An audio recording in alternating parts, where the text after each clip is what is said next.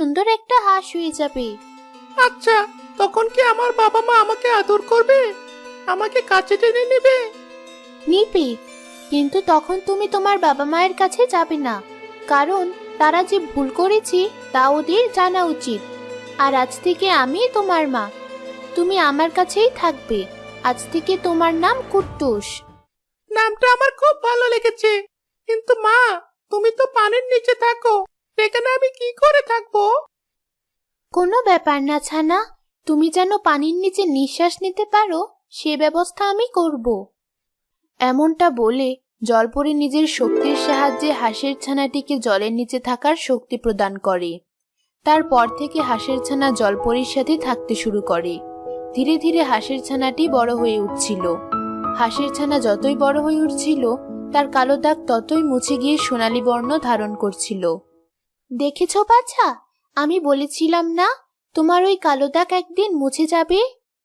তা তো দেখেছি, কিন্তু আমার বাবা মায়ের কথা খুব মনে পড়ে। বাবা মা কি আমাকে এভাবে মনে করে? ওদিকে হাসাহাসির বাকি ছানারাও বড় হয়ে উঠছিল, আর হাসাহাসি ধীরে ধীরে বৃদ্ধ হয়ে যাচ্ছিল। একদিন হাসাহাসির ছানারা একে একে বলে, দেখো মা বাবা, আমি এখন বড় হয়ে গেছি, তাই আমি তোমাদের সাথে আর থাকতে পারবো না। আমি নিজের সঙ্গী বেছে নিয়েছি, এখন থেকে ওর সাথেই থাকবো, তাই আজ আমি চলে যাচ্ছি। খুশি চলে যেতে না যেতেই হাসাহাসির আরেক সন্তান মন্টু এসে বলে, মা, আমি নিজের সুন্দর সঙ্গী খুঁজে নিয়েছি, তাই আজ থেকে ওর সাথে নতুন সংসার শুরু করব। কিন্তু বাবা, আমাদের এখন বয়স হয়েছে, তোরা খাবার না আনলে আমাদের পেটে খাবার যায় না। আমাদের একা রেখে গেলে আমরা বাঁচবো কি করে? হ্যাঁ বাবা, আজকাল তো তোর মা আর আমি চোখেও কম দেখি, মাল ধরবো কি করে? দেখা বাবা মা, তাই বলে তো আমি নিজের পুরো জীবন তোমাদের জন্য উৎসর্গ করতে পারি না। আমি চললাম। এমন ভাবেই হাসাহাসির সব সন্তানেরা হাসাহাসিকে ছেড়ে চলে যায়, তাই হাসাহাসি কাঁদতে লাগে। বুঝলে, এ আমাদের পাপের ফল। মনে আছে আমাদের এক সন্তানের সাথে আমরা অন্যায় করে ওকে তাড়িয়ে দিয়েছিলাম? ঠিক বলেছ, আমারও তাই মনে হয়। অন্যায়ের শাস্তি পাচ্ছি আমরা। আসলে বিধাতা আমাদের অন্যায়ের শাস্তি কিছুটা হলেও পৃথিবীতে দেন। হাসাহাসির সব সন্তান চলে যাওয়ার পরে হাসাহাসি খুব কষ্টে জীবন কাটাতে লাগলো। তারা ঠিক করে কোনো খাবার সংগ্রহ করতে পারত না। একদিন হাসাহাসি সে নদীর ধারেই মাছ সংগ্রহ করতে গেল, যে নদীতে সেই অসহায় হাঁসের ছানা কুট্টুস থাকত।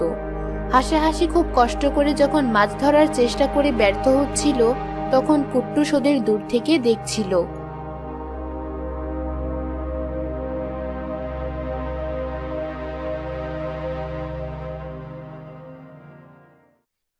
আরে, ওরা আমার বাবা মা না?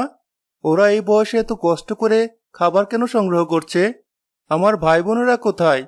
যাই তো, গিয়ে দেখি। কুট্টুস এমনটা বলে হাসাহাসির কাছে যায়। কুট্টুস ততদিনে অনেক বড় হয়ে গেছে, তার গলার কালো দাগ সোনালী বর্ণ ধারণ করেছে। এখন কুট্টুসকে দেখতেও খুব সুন্দর লাগে। বাচ্চা, তুমি তো দেখছি খুব সুন্দর। এখনো আপনারা বুঝি দেহ সৌন্দর্যকে প্রাধান্য দেন? মানে? কিছু না তো, আপনারা এখানে এই বয়সে এত কষ্ট করে খাবার সংগ্রহ করছেন কেন? আপনাদের সন্তান নেই? সে তো আছে বাবা, কিন্তু কেউ আমাদের দেখে না। মানে? তখন হাসাহাসি নিজেদের সব দুঃখের কথা কুট্টুসকে খুলে বলল। বুঝলে বাবা, আমরা আমাদের এক সন্তানের উপর অবিচার করেছিলাম, আর সে পাপের শাস্তিই এখন পাচ্ছি। এমনটা বলে হাসাহাসি কাঁদতে লাগলো। ওদের কাঁদতে দেখে কুট্টুসও খুব কষ্ট পেল। এরপর নিজেই ওদের খাবারের জন্য মাছ ধরে দিল।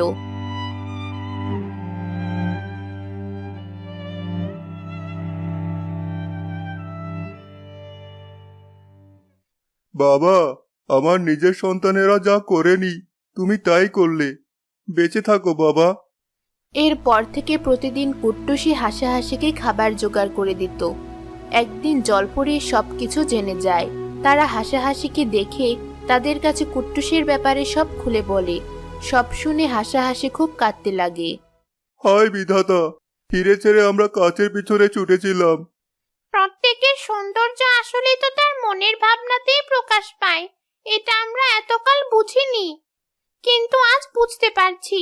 বাবা কুট্টুস, আমাদের মাফ করে দে। বাবা মা, এ কি বলছো? তোমরা কেন আমার কাছে মাপ চাইছো? বাবা মা কি কখনো তার সন্তানের কাছে মাপ চাইতে পারে? পরিশেষে কুট্টুস নিজের বাবা মাকে ফিরে পায়, আর জলপরি কুট্টুসকে নিজের বাবা মায়ের কোলে ফিরিয়ে দিয়ে নিশ্চিন্ত হয়ে নিজের ঠিকানায় চলে যায়।